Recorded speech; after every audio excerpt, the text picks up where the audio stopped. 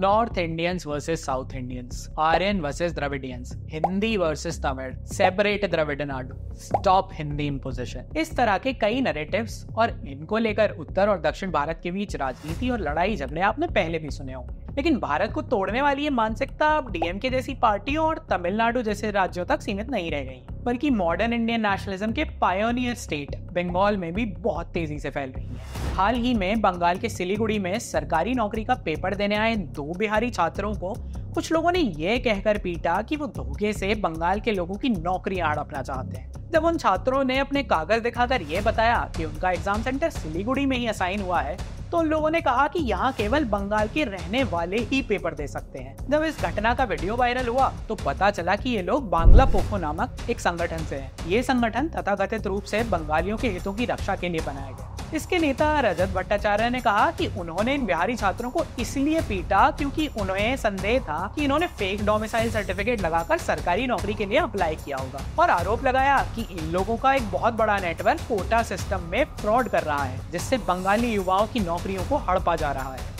इस पर बांग्ला पोखो के फाउंडर गार्गा चटर्जी ने कहा कि उनके कार्यकर्ताओं ने जो किया बिल्कुल सही किया, क्योंकि वो यूपी और बिहार के लोगों के इस खेल का पर्दाफाश करना चाहते थे। Rajat Bhattacharya and Giridhar Rai have stood for to protect sovereignty of India and to protect internal security of India and broader security of India. इस घटना पर जमकर राजनीति भी हुई। केंद्रीय मंत्री और भाजपा नेता गिरिराज सिंह ने कहा कि बंगाल सरकार रोहिंग्या मुसलमानों के लिए तो रेड कारपेट बिछाती है, वहीं बिहार के छात्रों को बंगाल में परीक्षा देने के लिए पीटा जा रहा है। एक अन्य भाजपा नेता अर्जुन सिंह ने कहा कि हर भारतीय को देश में कहीं भी रोजगार पाने का अधिकार है और इस तरह का भेदभाव भारतीय संविधान के सिद्धांतों के विरुद्ध है। हालांकि इस सब के बाद भी बंगाल सरकार ने संगठन के कार्यकर्ताओं पर कोई विशेष कार्रवाई नहीं की। कार्रवाई तो छोड़ ही दीजिए, जब बांग्ला पोखो ने इन कार्यकर्ताओं का सम्मान किया तो टीएमसी आईटी सेल ने सोशल मीडिया पर इन्हें बंगाली नेशनलिस्ट और मोर पावर टू यू बोलकर इनकी भरपूर सराहना की। वैसे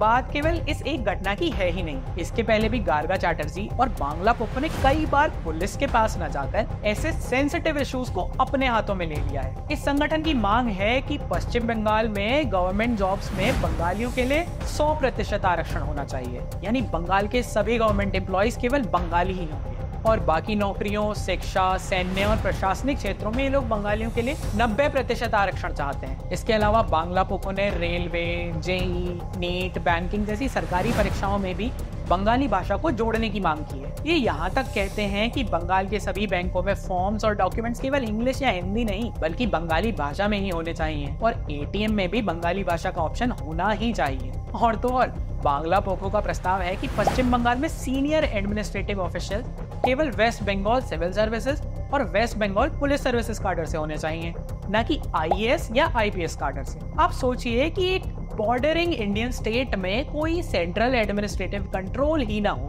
तो उसका भारत की सॉवरेनिटी पर क्या असर होगा। इस पर आप क्या सोचते हैं हमें कमेंट बॉक्स में जरूर बताइए। वैसे हिंदी बोलने वाले राज्य के लोगों से भरपूर चिढ़ने वाले संगठन ने सीएए और एनआरसी का भी जमकर विरोध किया था। इनका कहना था कि भाजपा इन कानूनों को लाकर हिंदू मुसलमान एकता को तोड़ना चाहती है। तो चलिए बिना समय व्यर्थ किए संगठन और इसके संस्थापक गार्गा चटर्जी का क्या, क्यों, कौन, कहां, कब और कैसे जान लेते हैं। गार्गा चटर्जी ने बांग्ला पोखो की स्थापना जनवरी 2018 में की थी। ये संगठन बांग्ला पोखो वार्ता नाम से एक मंथली न्यूज़पेपर चलाता है जिसमें माँ माटी मानुष की आड़ में हिंदी और हिंदुत्व की विचारधारा के प्रति घृणा और द्वेष फैलाया जा रहा है। इस संगठन का दावा है कि पूरे पश्चिम बंगाल में उसके 2 से 3 लाख सदस्य हैं। इसके मुखिया गार्गा चटर्जी एक जाने माने ममता बनर्जी समर्थक है जो कई वर्षों से समाचार पत्रों और टेलीविजन पर टीएमसी का पक्ष रख रहे हैं, कभी स्पष्ट रूप से तो कभी थोड़ा छुपाकर। जब 2021 के बंगाल विधानसभा चुनावों में ममता बनर्जी ने बंगाल बंगालियों के लिए और भीतरी बाहरी का नारा दिया था, तब गार्गा चटर्जी ने उनका पूरा समर्थन किया था। वैसे तो गार्गा चटर्जी बंगाल की राजनीति में एक जाना माना नाम, लेकिन उनकी राइटिंग्स, कनेक्शंस और एक्टिविज्म के प्रॉब्लमैटिक सच को बहुत कम लोग जानते हैं। उनका भारत विरोधी विचारों का समर्थन करने का बहुत पुराना इतिहास रहा है और वे लंबे समय से अलगाववादियों और माओवादियों से भी जुड़े रहे हैं। 2026 के विधानसभा चुनावों से पहले गार्गा चटर्जी के नेतृत्व और टीएमसी सरकार के संरक्षण में बंगाली राष्ट्रवाद के नाम पर बंगाल में भारत विखंडन की आग एक बार फिर सुलगाए जाने का डर है। गार्गा चटर्जी के पास अच्छी भली एजुकेशनल क्वालिफिकेशंस हैं, जिसमें साउथ पॉइंट हाई स्कूल से स्कूलिंग, कलकत्ता यूनिवर्सिटी से MBBS, हार्वर्ड यूनिवर्सिटी से PhD और MIT से पोस्ट डॉक्टरल ट्रेनिंग शामिल है। इसके बाद 2012-13 में ये लेस्ले यूनिवर्सिटी में लेक्चरर रही और 2015 से 18 तक university of liberal arts Bangladesh में एक विजिटिंग फैकल्टी रहे। वहीं वर्तमान में ये इंडियन स्टैटिस्टिकल इंस्टीट्यूट में साइकोलॉजी के असिस्टेंट प्रोफेसर हैं। लेकिन इन सभी एकेडमिक क्रेडेंशियल्स की ओट में गार्गा चटर्जी बड़े ही सोफिस्टिकेटेड ढंग से कुतर्कों और झूठे प्रोपेगेंडा के सहारे भारत विखंडन की मानसिकता को बढ़ावा देते हैं। बांग्ला पोखो की स्थापना के बहुत पहले से ही ये सार्वजनिक मंचों पर अपने विचार व्यक्त करते रहे हैं। जहां एक और कई लेफ्टिस्ट पब्लिक इंटेलेक्चुअल्स और कमेंटेटर्स रीजनल एस्पिरेशंस और भारत में एक एडवांस्ड पॉलिटिकल सिस्टम की बात करते हैं, वहीं गार्गा चटर्जी उन सब से भी एक कदम आगे बढ़कर ये दिखाने का प्रयास करते हैं कि एक्सप्लॉइटेशन और डिस्क्रिमिनेशन तो इंडियन स्टेट के स्वभाव में ही है। गार्गा चटर्जी के इंडियन यूनियन के प्रति क्रिटिसिज्म्स और बंगाली सब नेशनल आइडेंटिटी के पक्ष में उनके वक्तव्य 2006-07 से ही लगातार आ रहे हैं। लेकिन 2013-14 से सोशल मीडिया साइट्स पर उनकी कड़वाहट खुलकर सामने आने लगी है और जब से उन्होंने बांग्ला पोखो का गठन किया है तब से तो ये और भी मुखर हो गए हैं। अपने सोशल मीडिया हैंडल्स पर ये बंगाली सुप्रीमेसिस्ट पोस्ट करते हैं और उत्तर भारतीयों और हिंदी भाषियों को अपशब्दों की तरह गुटका, बाहरी, हिंदुस्तानी कहकर उनके प्रति हेट फैलाते हैं। इसके अलावा उनका संगठन गुंडागर्दी और सड़क पर ही न्याय कर देने में व्यस्त रहता है। इस संगठन का कहना है कि क्योंकि वो माँ, माटी, मानस और जय बांग्ला की बात करते हैं तो वो बंगाल और बंगालियों के हितैषी हैं, जबकि हिंदी, हिंदू, हिंदुस्तान और हिंदुत्व को बढ़ावा देने वाली भाजपा बंगालियों की विरोधी है। ये संगठन यहाँ तक कहता है कि बंगाल में रामनवमी की बढ़ती लोकप्रियता भाजपा की धार्मिक कट्टरपंथ की विचारधारा को दर्शाती है। लेकिन भाजपा विरोध के नाम पर ऐसे हिंदू विरोधी विचारों को बढ़ावा देने वाले इस संगठन को बंगाल में तृणमूल कांग्रेस की सरकार का स्पष्ट समर्थन प्राप्त है। गार्गा चटर्जी राजनीतिक और गैर राजनीतिक सभी मंचों पर टीएमसी का पक्ष रखते हैं। उन्हें टीएमसी और बंगाल सरकार के कार्यक्रमों में बुलाया जाता है, उनसे व्याख्यान दिलाए जाते हैं। टीएमसी IT सेल तो सोशल मीडिया पर उनके विचारों को बढ़ावा भी देता है और टीएमसी के कार्यकर्ता बांग्ला पोखो की गतिविधियों का मुखरता से समर्थन करते हैं। अब क्योंकि टीएमसी के लिए किसी भी तरह से भाजपा के हिंदुत्व को हराकर सत्ता में बने रहने से बढ़कर कुछ भी नहीं है, तो उन्होंने ना तो कभी गार्गा चटर्जी और उनके संगठन के हिंदी और भारत विरोधी वक्तव्यों का खंडन किया है और ना ही उनसे कभी कोई दूरी बनाई है। गार्गा चटर्जी कहते हैं कि सभी बंगालियों के लिए बंगाली एथनिसिटी उनकी सर्वोपरि और प्राथमिक पहचान है, जो उनके हिंदू होने या भारतीय होने से भी पहले और बढ़कर है। वो भारत की राष्ट्रीयता को भी नहीं मानते और कहते हैं कि भाषा ही उनकी राष्ट्रीयता का एकमात्र आधार है। अब इस बात का सीधा सीधा अर्थ तो ये हुआ कि पश्चिम बंगाल और बांग्लादेश के लोगों की राष्ट्रीयता एक ही है, क्योंकि दोनों जगहों पर तो एक ही भाषा बोली जाती है। अब इस तरह से सोचने वाले लोगों के लिए तो भारत बांग्लादेश सीमा कुछ मायने ही नहीं रखती होगी। 2016 में गार्गा चटर्जी ने अमेरिका में ईस्ट बंगालीज यानी बांग्लादेशियों के साथ अपने संबंधों पर बात करते हुए यह लिखा था कि वो पश्चिम बंगाल की तुलना में अमेरिका में बंगाली होने के लिए अधिक स्वतंत्र हैं, क्योंकि भारत में तो आजकल हिंदी, हिंदू, हिंदुस्तान के काले बादल छाए हुए हैं। कि अपने लेखों में बड़ी ही चतुराई से बांग्लादेशियों को ईस्ट बंगाली कहते हैं और उनके साथ रह पाने के अपने अनुभव को लिबरेटिंग बताते हैं। इसका सीधा अर्थ ये है कि भारतीय बंगालियों और बांग्लादेशियों के बीच कोई अंतर तो है नहीं और वास्तव में वो एक राष्ट्र ही है। गार्गा चटर्जी बांग्लादेश से भारत में हो रहे इलीगल इमिग्रेशन को मानते ही नहीं है। वो अपने लेखों में इसे भाजपा और हिंदुत्ववादियों द्वारा बांग्लादेशियों को बदनाम करने, डर फैलाने और बंगाली विरोधी भावना को बढ़ावा देने की साजिश बताते हैं। गार्गा बाबू यही नहीं रुकते। सीए पर अपने लेख में तो वो पाकिस्तान, अफगानिस्तान और बांग्लादेश मूल के अवैध प्रवासी या सही शब्दों में कहें तो घुसपैठियों को डुअल या टियर्ड सिटीजनशिप देने की पैरवी करते हैं, यानी एक ही समय पर दो देशों की नागरिकता। भारत के इस्लामिस्ट पड़ोसियों के साथ एकता और एकजुटता पर गार्गा बाबू के इन विचारों के भारत के लिए कितने भयंकर परिणाम हो सकते हैं, इसका अनुमान आप स्वयं लगा सकते हैं। ये भाई साहब भारत के एक राज्य से दूसरे राज्य में और विदेशी प्रवास के बीच जो समानताएं और अंतर बताते हैं वो भी कुछ अद्भुत ही हैं।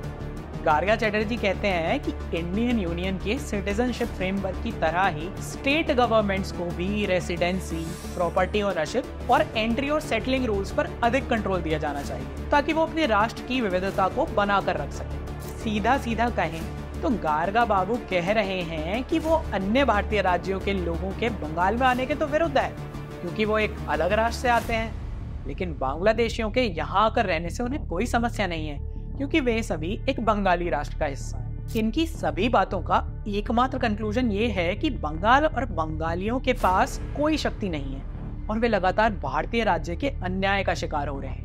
लोगों को गुमराह करने में भाई साहब इतने चतुर हैं कि ये कभी भी अपने लेखों में इंडिया शब्द का प्रयोग ना कर उसे इंडियन यूनियन कहते हैं, जिससे पढ़ने वालों को लगे कि ये तो सरकार और सिस्टम की आलोचना कर रहे हैं, भारत की नहीं। ये तोते की तरह केवल एक ही बात रटते रहते हैं, और वो ये कि हिंदी, हिंदू, हिंदुस्तान ही भारतीय राज्य की एकमात्र विचारधारा है। गार्गा बाबू भारत के इस्लामिक पड़ोसी देशों पाकिस्तान और बांग्लादेश के अखबारों में भी नियमित रूप से लिखते रहे हैं। उनके लेखों में भारत के विरुद्ध जहर की उल्टी करने के अतिरिक्त और कुछ बिल्कुल भी नहीं है। इनमें हिंदी इम्पोजिशन, कल्चरल इंपीरियलिज्म और अन्य राज्यों के अधिकारों को कुचलने आदि के लिए इंडियन यूनियन का भरपूर क्रिटिसिज्म किया गया है। जैसे इनका कहना है कि भारतीय संघ शिक्षा तक में भाषा के आधार पर भेदभाव करता है, जिससे अधिकतर क्षेत्रीय भाषाओं में पढ़ने वाले गरीबों और दलितों को जानबूझकर पिछड़ा बनाया रखा जा सके। फिर एक कदम और आगे बढ़कर ये कहते हैं कि बंगाल में जब भी बाढ़ आती है तो इंडियन यूनियन उनके साथ सौतेला व्यवहार करती है। अभी तो और सुनिए, एक बांग्लादेशी अखबार में लिखते हुए ये कहते हैं कि भारत में त्योहारों के नाम पर केवल दिवाली को ही मान्यता दी जाती है, जबकि बांग्लादेश में काली पूजा की बंगाली परंपरा का पूरा सम्मान है। इनके अनुसार बांग्लादेश में हिंदुओं को काली पूजा मनाने की अधिक स्वतंत्रता और सुविधा है।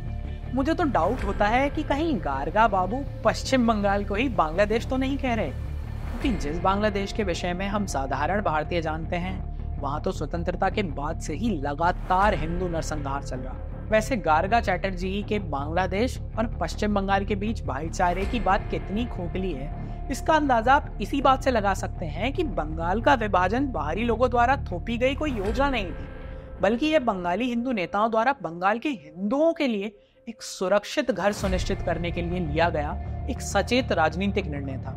अगर आप बंगाली हिंदुओं की इस लड़ाई के विषय में और जानना चाहते हैं तो आप मेरे इस वीडियो को भी देख सकते हैं। वैसे गार्गा बाबू की हिंदी के प्रति द्वेष की भावना इतनी गहरी है कि इन्होंने पाकिस्तानी अखबारों में पाकिस्तान में बॉलीवुड फिल्मों को बैन तक करने की मांग कर डाली थी। इनके लेखों में ऐसी ही चालाकी के अनेकों उदाहरण हैं, जिससे आम लोग उनकी भारत विखंडन की कूटनीति को न समझकर उन्हें एक बंगाली इंटेलेक्चुअल समझ बैठते हैं। गार्गा बाबू केवल ये कहने तक नहीं रुकते कि भारत गैर हिंदी राज्यों पर राज करने वाला एक दमनकारी औपनिवेशिक साम्राज्य है, बल्कि वो तो और दो कदम आगे बढ़कर ये भी कहते हैं कि दिल्ली में बैठी भारत सरकार साम्राज्यवादी है और नेपाल जैसे कमजोर पड़ोसी देशों को ब्लैकमेल करती है। उनका तर्क है कि इंडियन यूनियन एक ट्रू यूनियन नहीं है, बल्कि एक फोर्स्ड कोहैबिटेशन है और इसीलिए इसे सहमति से एक साथ नहीं रखा जाना चाहिए। फिर वे बड़ी ही चतुराई से राज्यों को भारत से अलग होने तक का अधिकार दिए जाने की मांग करते हैं। वो लिखते हैं कि भारतीय संघ और राज्यों का रिश्ता जबरदस्ती का है, न कि दोनों की सहमति से हुए विवाह का। ऐसी शादी में राज्यों के प्रति असमानता, अपमान और दुर्व्यवहार निश्चित है और इसीलिए एक राज्य के पास इस रिश्ते से अलग होने का अधिकार होना ही चाहिए। इस प्रकार के खतरनाक तर्कों को मान लिया जाए तो अलग पंजाब से खालिस्तान, अलग कश्मीर, अलग द्रविड़नाडु, अलग नागालैंड और न जाने भारत के कितने ही टुकड़े होने हैं। इस सब के अलावा गार्गा चैटर्जी का अलगाववादियों और माओवादियों से जुड़ा कभी भी किसी से छुपा नहीं है। उनके कई लेख सियासत.नेट पर प्रकाशित किए गए। सियासत.नेट उन लेफ्टिस्ट और न्यू इस्लामिस्ट मीडिया में एक प्रमुख नाम है जो खालिस्तान और आजाद कश्मीर जैसे मुद्दों से भरपूर सहानुभूति रखती हैं। इस वेबसाइट का संपादन परमजीत सिंह गाजी करते हैं, जो खालिस्तानी विचारों के खुले समर्थक हैं। 15 नवंबर 2018 को गार्गा चैटर्जी ने चंडीगढ़ में एक सम्मेलन में उसी परमजीत सिंह गाजी के साथ मंच साझा किया और कहा कि दिल्ली के साम्राज्य के अंतर्गत जितने भी राष्ट्र हैं, उन्हें एक दूसरे के बारे में अधिक जानने और आपस में व्यवहारिक संबंध विकसित करने की आवश्यकता है। यानी गार्गा बाबू ये कह रहे हैं कि खालिस्तान और अलग बंगाल के लिए उन्हें साथ मिलकर काम करना चाहिए। गार्गा चटर्जी RAIOT नामक एक खासी ऑनलाइन पोर्टल के लिए भी नियमित रूप से लिखते रहे हैं। वास्तव में ये पोर्टल एक वामपंथी खासी समूह TUR से जुड़ा है। हाल ही में TUR ने ये कहकर विवाद खड़ा कर दिया था कि अगर शिलोंग में शंकराचार्य की गौरक्षा यात्रा पर प्रतिबंध नहीं लगाया गया तो वे राज्य में बीफ पिकनिक का आयोजन करेंगे। और तो और इस पोर्टल पर माओवादियों से संबंधों के चलते 10 वर्षों तक जेल में रहे प्रोफेसर GN साई बाबा और भीमा कोरेगांव हिंसा से संबंधित आतंकवाद के आरोपी माओवादी बुद्धिजीवी फादर स्टैन स्वामी के पक्ष में कई लेख प्रकाशित हुए हैं। फेसबुक पर भी गार्गा चटर्जी नॉर्थ ईस्ट में सेपरेटिज्म के समर्थकों से सीधे जुड़े रहते हैं। इनके प्रारंभिक लेखों में जो कुछ लेख उपलब्ध हैं उनमें से कुछ लेख सनहती नाम के एक वामपंथी पोर्टल में प्रकाशित हुए थे, जिसकी स्थापना 2006 में पश्चिम बंगाल में न्यू लिबरल फोर्सेस का विरोध करने और सिंगूर से शुरू हुए डिसेंट को फैलाने के लिए किया गया था। इसमें इन्होंने बंगाल की तत्कालीन लेफ्ट फ्रंट की सरकार की यह कहकर आलोचना की थी कि वो इतनी वामपंथी नहीं है जितना उन्हें होना चाहिए। वैसे तो गार्गा चटर्जी की वामपंथी और माओवादी सोच काफी स्पष्ट है, लेकिन उन्होंने तथाकथित रूप से नंदीग्राम से शुरू की गई हिंसा की संस्कृति के लिए लेफ्ट फ्रंट की